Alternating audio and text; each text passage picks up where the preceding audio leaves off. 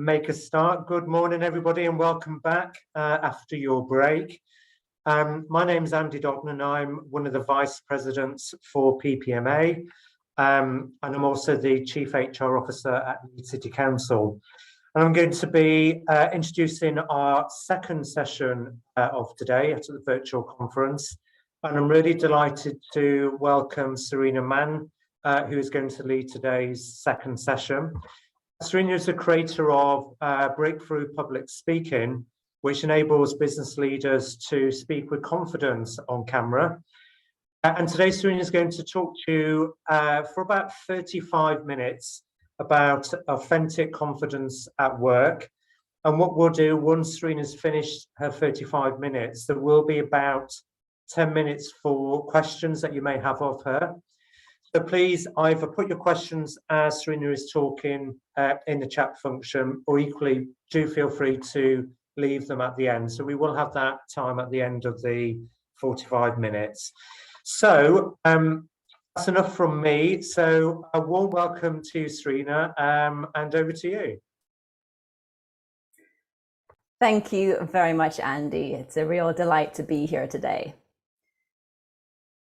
So I once knew a girl who had a terrible anxiety disorder growing up. She had high levels of anxiety, including panic and even panic attacks, where she'd hyperventilate. So this really dominated her whole life and all the choices that she made for work as well. But fortunately, by the time she got to her early 20s, she went on a journey to discover the true meaning of authentic confidence. And this journey enabled her to overcome her high levels of anxiety, including all panic attacks. That little girl was me. And today I'm going to share with you what I discovered about developing authentic confidence. So I'm just going to share the structure of my talk today. If I share my screen now, what you'll see is 3 points here that I'm going to cover. So I'm going to look at what is authentic confidence, why it matters in the workplace, and some practical techniques that you can try. Okay, so the first thing I'm going to talk about is what is authentic confidence.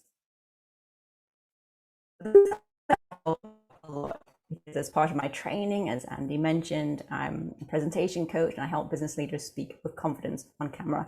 And at the root of all of this is about developing authentic confidence. But what does that actually mean? I'd love you just for a moment now to think about what confidence means to you. So don't worry about the authentic bit right now. Just think, what does confidence mean to you? And just type in the chat box. I'd love to know your thoughts. So type in the chat box now. What does confidence mean to you? What springs to mind when you think of a confident person or confidence? Self-belief. Thank you very much, Matt. Lovely.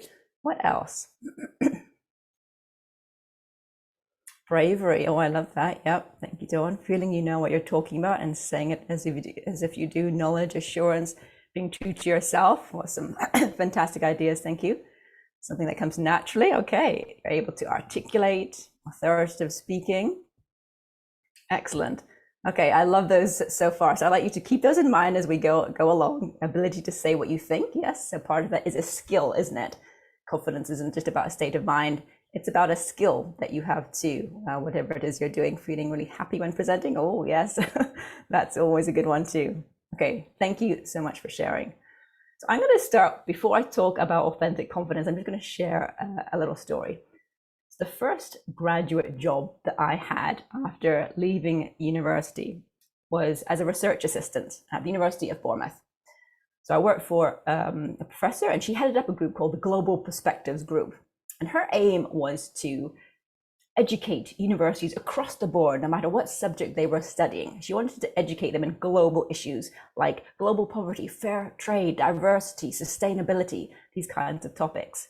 So my job was to research what their knowledge was from the start and how we could teach it in the university across the board. So it was a pretty optimistic project, but it was incredibly fun.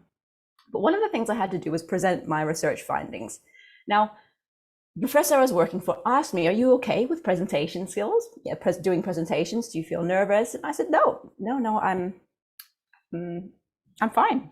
Yeah, I'm fine. I said that because I wanted to be fine about it. I wanted her to have confidence in me. I wanted to believe that it was all okay. And my way of dealing with that was to say, I'm absolutely fine with this, yes.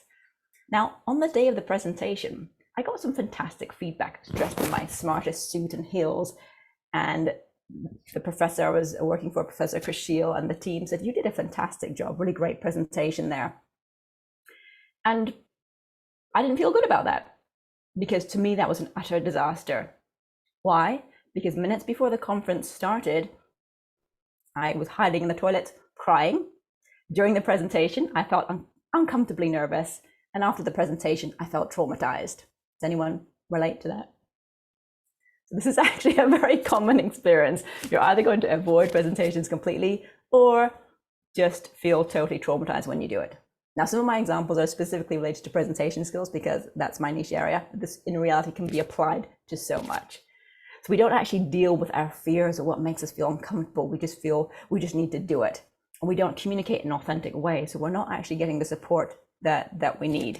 It would have been smarter, wiser if I said to the professor I was assisting, actually, I'm really looking forward to this conference. I really want to do the best job that I can, but I do feel nervous about presentations. Maybe you could share some tips. You know, she was a fantastic presenter herself, and that would have been a really smart thing to do.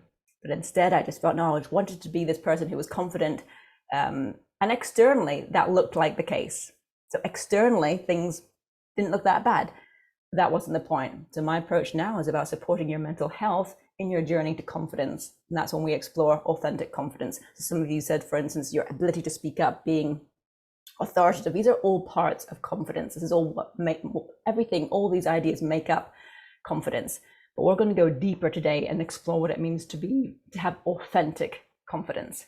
So in order to explain what authentic confidence is, I'm first going to share some thoughts about what it is not. Okay, because I think there are some massive misunderstandings about confidence. One of the things that's often bantered about is about, telling yourself, you're the best. I'm the best, I'm confident. The focus is very much on the self and sort of making yourself feel huge. This actually has the opposite effect of what we think. This actually increases anxiety 1,000-fold. Why?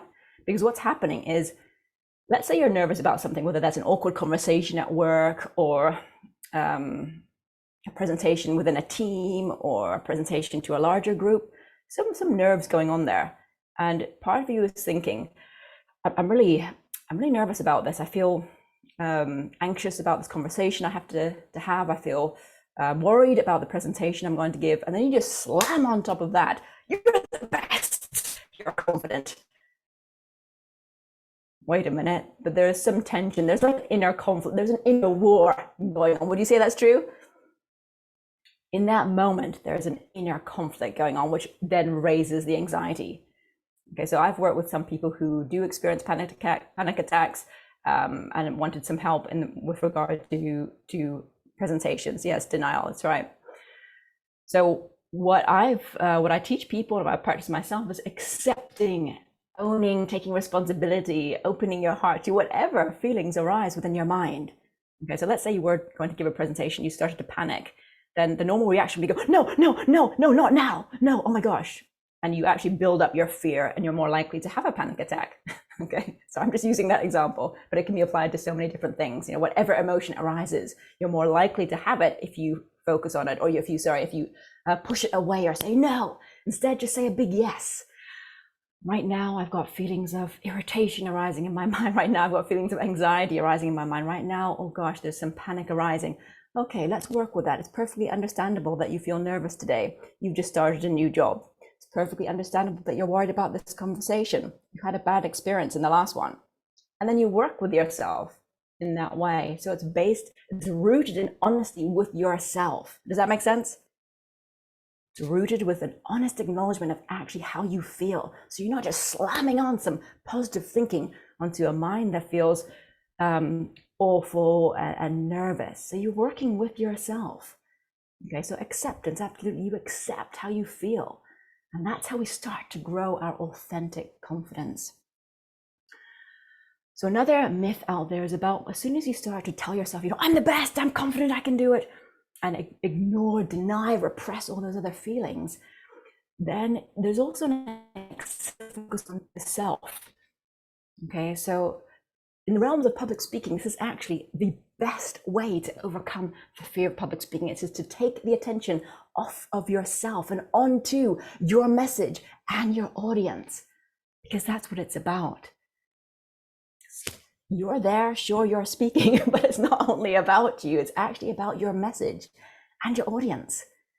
And that's what's key. And when you shift that focus, you start to relax. You start to relax.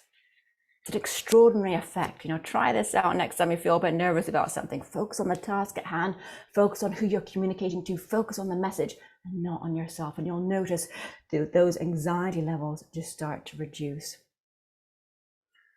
So then another little myth out there is about the whole fake it until you make it. Now, it's an expression that I really am not fond of. Okay, because I think it's the unhealthiest thing to tell yourself before you do anything, whether it's going to a job interview or doing a speech or having a difficult conversation. If you tell yourself, I need to fake this, that is the worst thing to tell oneself, right? So it actually is, I think, really a misunderstanding of some really valuable research that was done by a lady called Amy Cuddy, who talked about how body posture affects your confidence levels. So I totally agree with what she was saying, but what's been extracted from her research is this idea that you fake it until you make it. So it's better to be yourself, but that is also it's not enough just to say be yourself. It's actually like giving that advice to anyone who's about to do something nerve-wracking. It actually makes it worse. Okay, just be yourself, because you also need some skills to go with it. It's not clear really what that means. So my take on what it means to be authentic is to be true to your personality and your values in the context in which you're speaking. Plus, add on some presentation skills. Okay, if we're talking about presentations. Okay, so it's about being true to your personality. So I was recently doing a talk for the Color Me Beautiful consultants, and I use the idea of style, because that's what they're focused on, helping people with their style and image. And you wouldn't wear the same outfit for everything, right? So you have a style, but you're not going to wear the same outfit to the beach, to a business meeting. Of course not. You wear completely different outfits.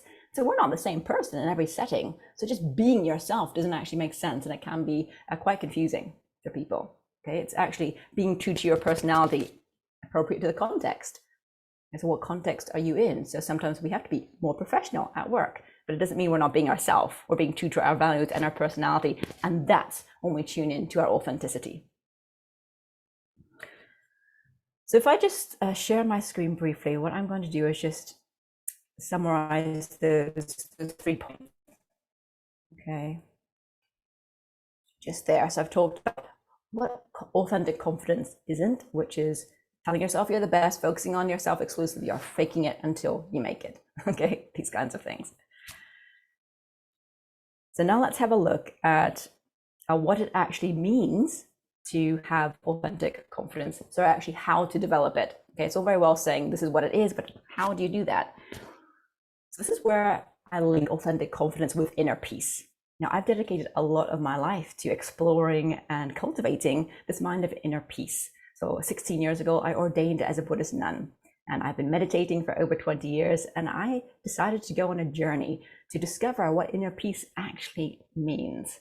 Okay, and how it affects everything, including confidence. Inner peace is the most unsexy, uninteresting kind of phrase you can hear, right? Inner peace. It doesn't get people motivated. Yes, I want inner peace. What I've discovered is actually the opposite. It's not boring, it's not dull. It actually allows you to be the person that you want to be. It allows you to open the door to your authentic self. So here's why. Let's take a couple of minds we might experience from day to day. Let's say anxiety, and then sort of frustration, irritation, anger, these types of minds.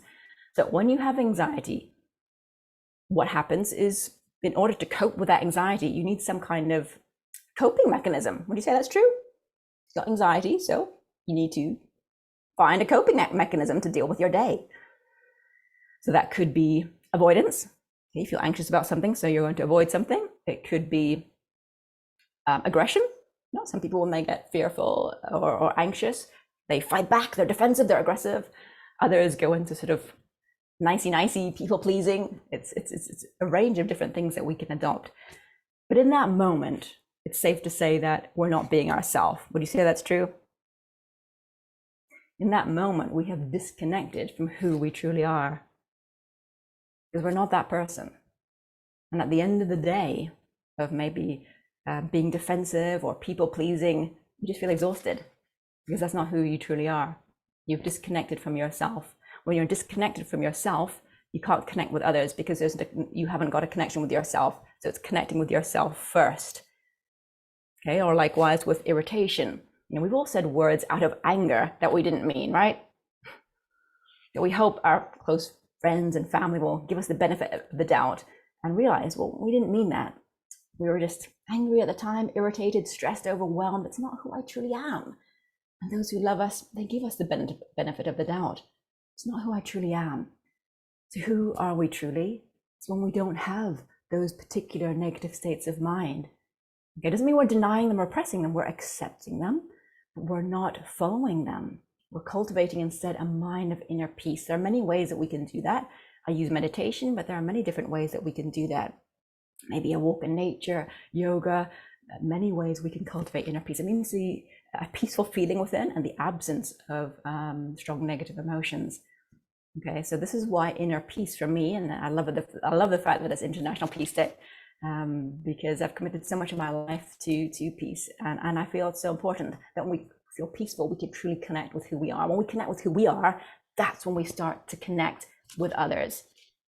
If we're disconnected from ourselves, it's impossible to truly connect with others in any setting, whether it's on a one-to-one level at work or in a broader setting, you know, giving a talk. So I hope that is helpful, but I'd like to get even more practical with this and see how it fits into the actual workplace, okay? Because you might be thinking, well, that's all very well, but aren't those just some ideals? Let's see how it's more practical. So let's have a look.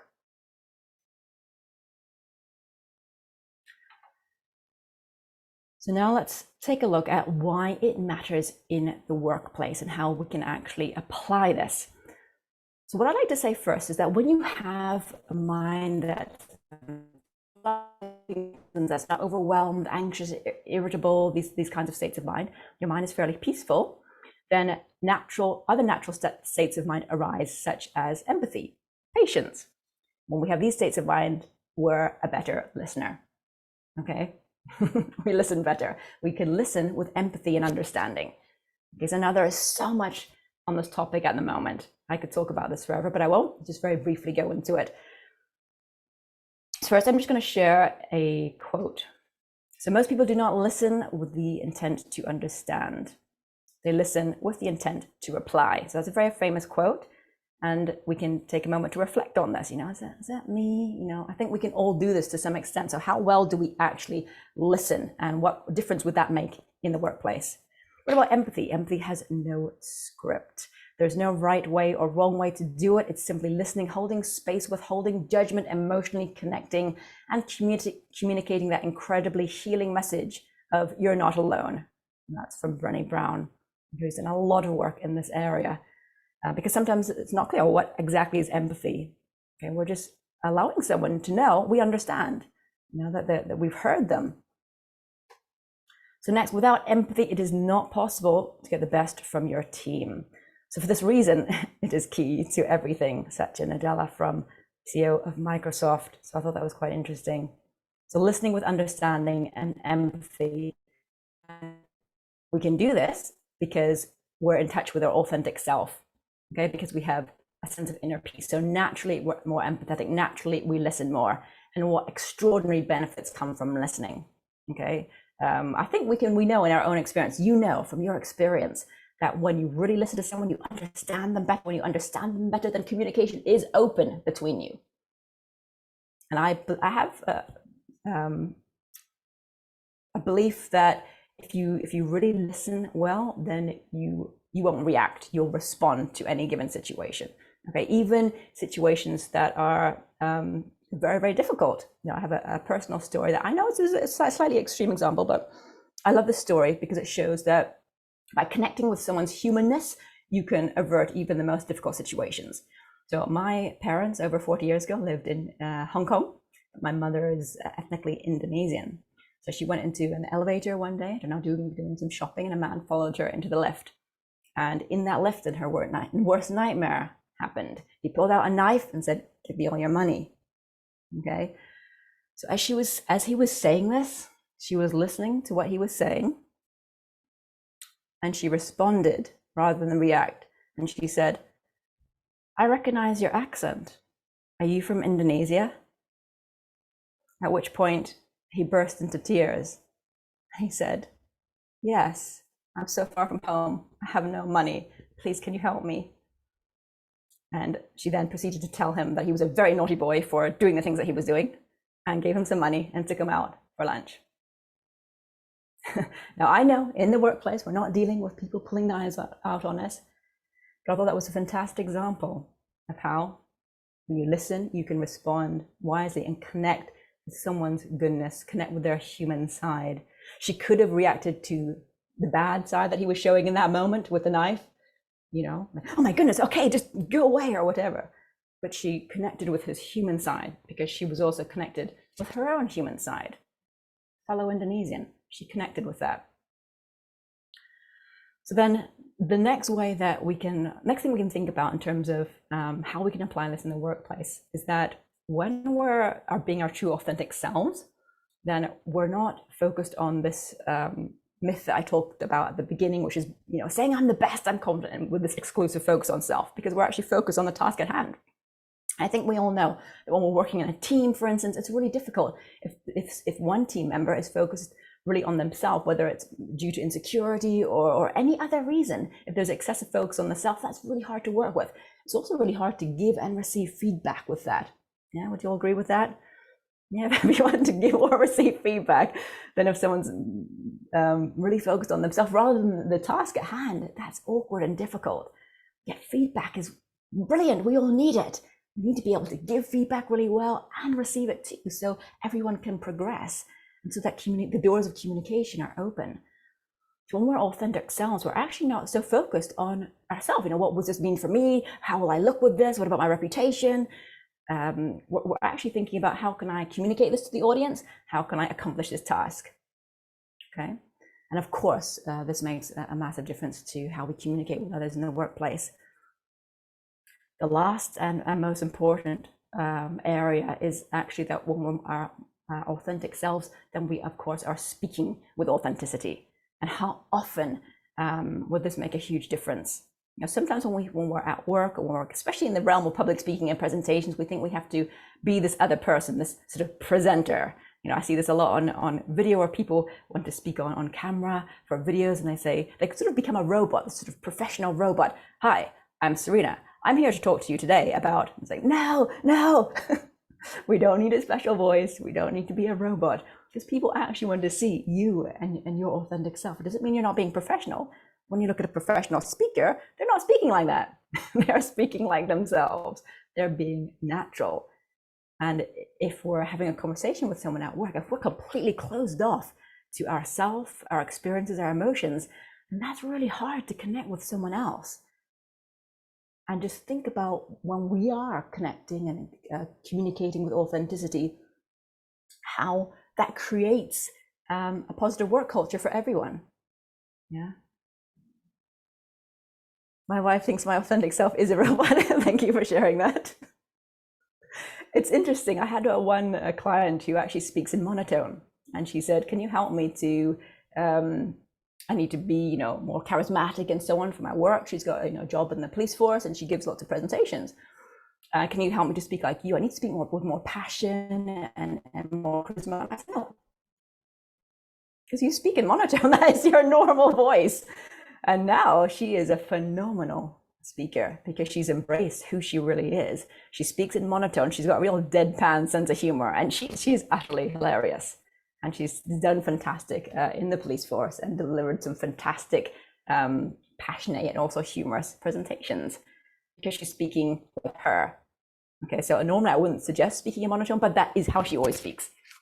Okay, so it's very interesting what authenticity actually means to people.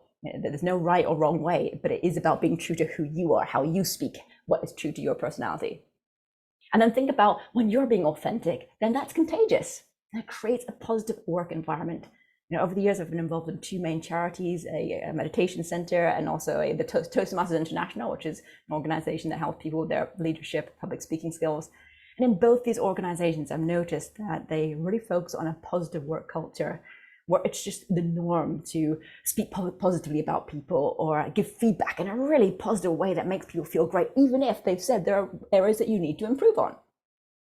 So they communicate in such a way that works because they show that their intention is to help someone and they're being authentic themselves, maybe even sharing.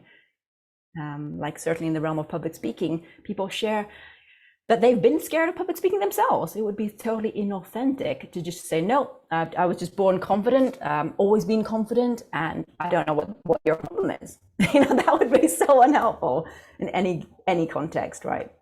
So when you're able to share, maybe share some vulnerability appropriately in any given context, then you can connect with someone's human side and of course speak with authenticity, which brings fantastic results all around. So I'd now like to talk about some practical techniques that you can take away with you. So what can we actually do? So practical techniques to try out at work. So the first thing that I'm going to talk about is, of course, it starts with the mind. Each and every individual has an opportunity to cultivate inner peace within their mind and discover what it means to have authentic confidence. So that means to create a state of mind that feels peaceful, where your anxiety levels are reduced. So I use meditation, but use whatever works for you. What I do find is that whenever you're connected with the breath, this is one of the most practical things that you can do. Okay, whether it's meditation, mindfulness, breath work, yoga, your breath is central to controlling anxiety, and it helps you to feel more peaceful. Okay, your breath is central to all of that. So if you wanted to try out a practical technique yourself, I would recommend exploring this area of the breath. Okay, something very simple I use is focusing on the breath at the very tip of the nostrils as I breathe in and out. And you notice this change of state in your mind. Okay, because positive thinking is good when used appropriately, but it's also about changing your state to a peaceful state. Okay, then everything else is so much easier to manage because your anxiety levels will be reduced, things are easier, and that's when you can truly be your more authentic self. Okay, so very, very simple practice there. It will also give rise to more positive states of mind. As soon as you have this foundation of peace, you're more likely to feel empathy, compassion, and so on. So it has extraordinary benefits by changing your state of mind to a peaceful state. And the second is to actively develop your active listening skills. I spent 2 years training as a counselor to develop my listening skills, and it was fantastic. I learned so much about active listening and how so often we're just not listening because we're too busy or we're not really hearing the person, and how so many misunderstandings can come from this. And we all know that life gets messy. Doesn't it get messy? Doesn't it get awkward when we have all these misunderstandings? And so easy due to language, culture, different personalities. There are so many reasons we can have misunderstandings. So when we listen, when we truly listen, we can make our lives much easier. So think about practical ways that you can develop your active listening skills. Okay. Then the last is actually to speak with authenticity. So work out, so what is your personality? Because your personality is knowing your personality is central to you speaking authentically, or also working in teams, right? Maybe even know the personalities of your teams. So how do you communicate? How do you respond to things? How do you respond to awkward conversations? Do you fight back or run away? It's good to know all these things about ourselves, because then we can be true to our personality, but also know our strengths and weaknesses within any given setting. So an exercise you could do, do a personality test or write down your key values, your personality, what you're like, so that you can be an authentic speaker in any given situation. And when you're doing a presentation, just try to use all the techniques that I've mentioned to be authentic, speak from an authentic place, and see where that leads you. Does that feel more comfortable? What I would say is you'll find, of course, it makes you feel more comfortable because you don't put yourself under so much pressure needing to be this perfect person, this perfect manager, the perfect presenter. You're being a human being, okay? A professional human being, a human being first. And then that's how you can connect with the humanness of someone else as well. But these skills all take practice, learning to cultivate a peaceful mind, learning to develop those listening skills, then learning to be an authentic speaker. With all these three put together, things get much easier within the workplace, with communicating with others, with workplace culture, so many different areas. Life gets significantly easier. But it's a journey. It's not something that happens overnight, of course. So those are some practical things that I hope will help you and that you can apply into your life, because this is what we need. I would like to just share another slide here, just to keep this in mind. So this is a famous quote you've probably heard from before. People will forget what you said, people will forget what you did, but people will never forget how you made them feel. Maya Angelou. So this is so true. You probably already know this. Feel. If you are connected with yourself, then you can connect with someone else and make them feel good. When you're disconnected from that self, when you're faking it until you're making it, putting on a professional mask, being someone else, not being authentic, it is impossible to connect with someone else, whether it's one-to-one or in front of a crowd. And that's when you don't make them feel good, because they haven't connected with you. And so being your authentic self will help you to achieve exactly what Maya Angelou was talking about. So I once knew a little girl who had a problem with anxiety. Do you know people who have problems with anxiety? I think we can say it's pretty widespread. And so think about how the development of authentic confidence can really help them and everyone in the workplace. Okay, so I'd like to encourage you just to embrace that, explore, be like an adventurer on a journey, an inner journey, to explore these techniques and then put them into practice so you can see the practical benefit that it will show in the workplace, in every workplace. Okay. So thank you so much for listening. I would now like to open it up to some questions and answers. Thank you so much, Sarina. It's absolutely fantastic presentation, really, really good. And thank you so much as well for sharing your personal and your own lived experiences. I think that really helps, as well as the very practical application and techniques you've given us. So we do have some time for questions. So either feel free to put them in the chat, or equally just shout out. I'm sure. Yeah, please do. You're happy for people to do that too. Absolutely.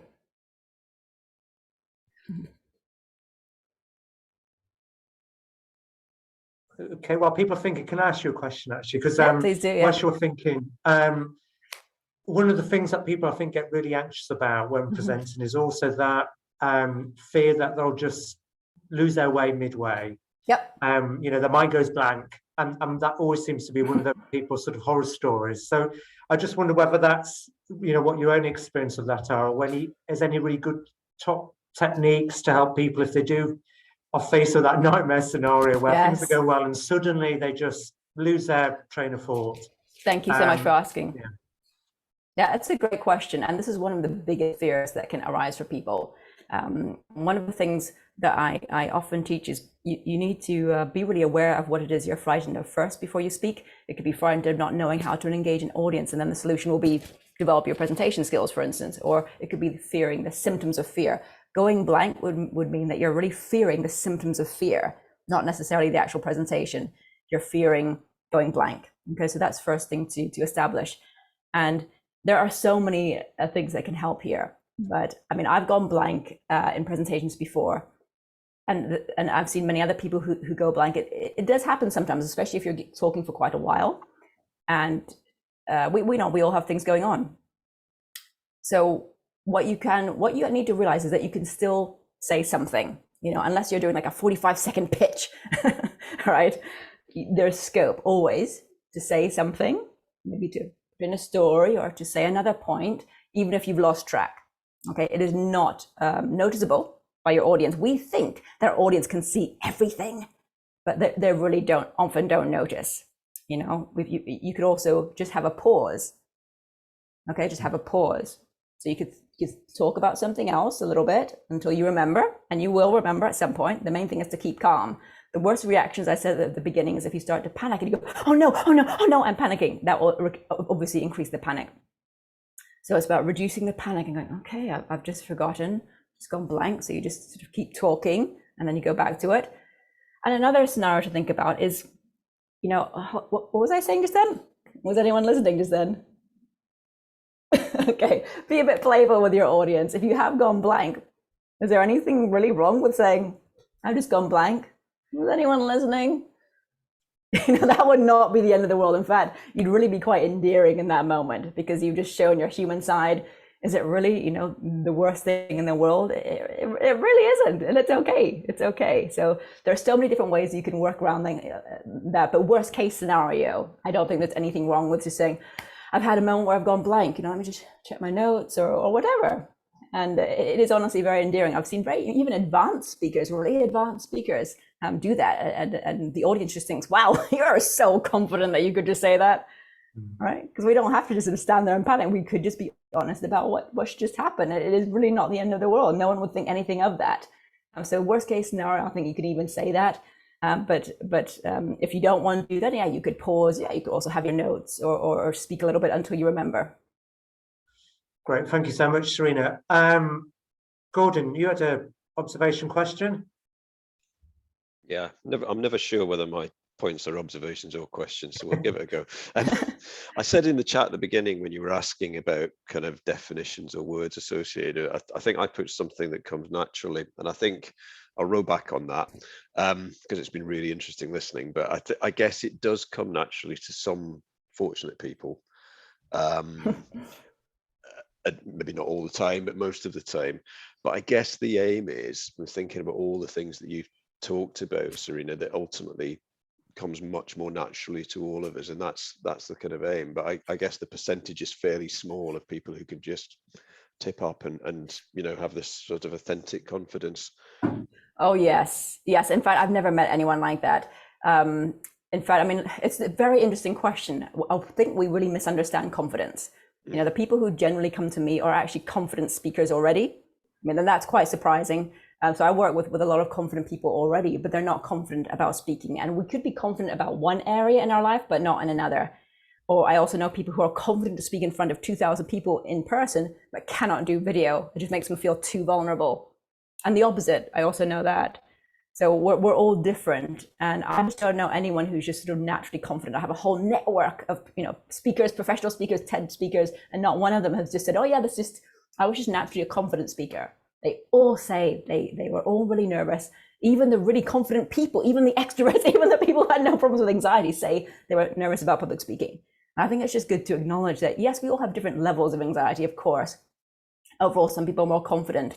But I think everyone generally has a fear of speaking in front of others somewhere there. And I think that's comforting because we know we're not the only one. This is a thing.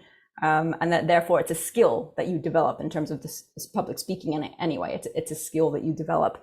And then I think we can all just have more honest conversations about confidence rather than pretending that, you know, yeah, I'm just confident. We can just say, actually, I did feel really nervous about this, so that we sort of get that out there, and that's how we could support others better in their journey to confidence too. Thank you, Sarina. Thank you, Gordon.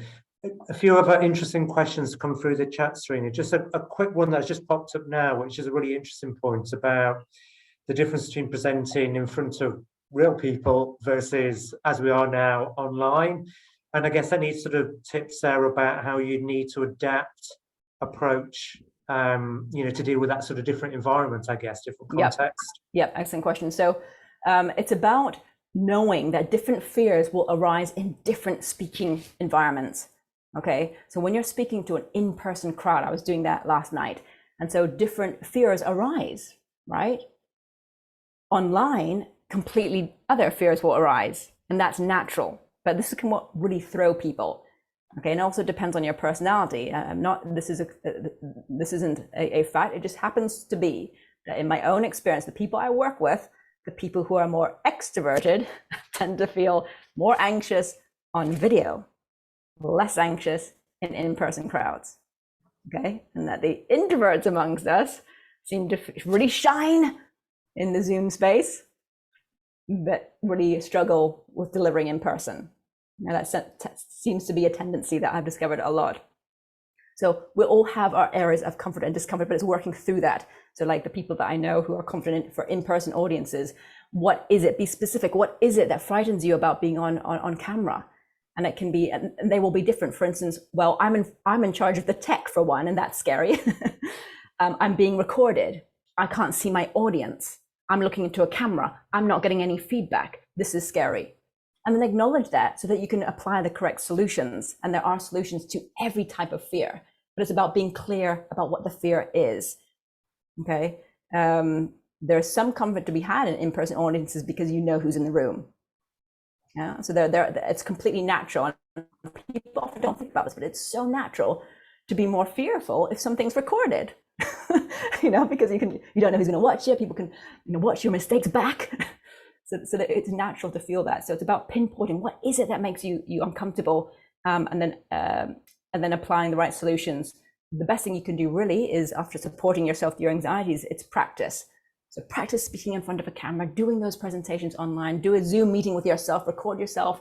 Eventually, what's good to be able to do is self-evaluate, so you can evaluate your presentations back. Hope that helps. Yeah, absolutely. Thank you, Sarina. Really helpful advice there. And interesting, Matt's made an interesting point on the chat as well. Just, I guess, to remind ourselves, I guess, is that usually when you're presenting, the audience want you to succeed. They want it to be a positive experience. Yeah. And I think a lot of the presenters, certainly perhaps the more junior staff that we work with, are always very fearful because they might make a mistake, or they'll be caught out, or somebody will ask a question that they can't answer. And there's always that fear factor, isn't there, that people are trying to catch them out. And actually that's not normally the case, is it? People are usually on your side. Yes, and that's a really great point to remember, and it's something that I always teach in coaching as well, because you need to remember, it's so crucial to remember that your audience wants you to do well. And that really helps your nerves, because it's the weirdest thing that as soon as you start to speak in front of others, you think the world's against you. You actually think they're all out to get me and that I won't be okay. They'll judge me, they'll humiliate me. But that is so not the case. People don't laugh at you. The only exception is if you work in a school. Okay, I have a friend who's a motivational speaker in a school, and kids laugh at you, they do. But okay, in any other then people don't laugh. They want you to do the best. And that's really comforting to know, for sure. Thank you for that point. Thank you. And I guess it's also the case that you mentioned about sort of practice, and I guess practice does make perfect. Is the more you do, the more familiar, more comfortable you get, I guess. Yeah. Like with anything, it's so true. It's actually this whole sort of public speaking fear. It seems like almost a myth, that, oh my goodness, it's so scary. But it's like any skill, when you get familiar with it, then it's not scary because you know how to do it. But the point is, like, for instance, in the UK, we don't actually teach public speaking that much. I used to be a GCSE English language tutor, and I taught my kids public speaking because I feel it's important, but it's not so much in the curriculum, like a little bit, but not too much. So by the time we get to university or the workplace, we haven't actually had that much experience, and we just say, speak, do a presentation, but we've never learned. So often the fear is just, not knowing. Yeah. I can see a question here as well. Someone just asked, was it mainly through meditation or some counseling tuition that you had to cope with your anxiety? So I had a bit of both, actually. I did see a therapist about it. I wanted to get to the bottom of why I was feeling so anxious, and it was certainly a journey. And I learned a lot through both. I felt those were both really fantastic areas of support for me. And I learned so much along the journey. And I think these days there's a lot more openness about seeing a therapist, that is not saying, oh my goodness, what? Is there something wrong with you? It's more acceptable. Like, oh yeah, you saw a therapist. And I think it's a very practical way, especially if you've got some anxiety. It's the most practical thing you can do. See a specialist who knows exactly how to overcome it. And you realize it's actually quite straightforward. This is the problem. This is the solution. It's not actually confusing or strange. There's actually a clear route that can really help you. So I found both things really help. But meditation was key to actually changing the state. Okay, because no amount of positive thinking can change your actual state. You need to be able to feel calm and so on. So I used them both. Great, thank you, Sarina. I can see Rob's joined us, who's our next presenter. So I will bring this session to a close. So can I just thank you again, Sarina? So really appreciate fantastic presentation. I'm sure colleagues have learned an awful lot. Just from a personal perspective, I've got a really big presentation with the press and politicians this afternoon. So I will now go to that with confidence. So thank you for helping me. I'm sure that will go well. So thanks again for your time. Really, really do appreciate it. So thank you so much. Thank you, everyone. Thank you. All the best with your conference.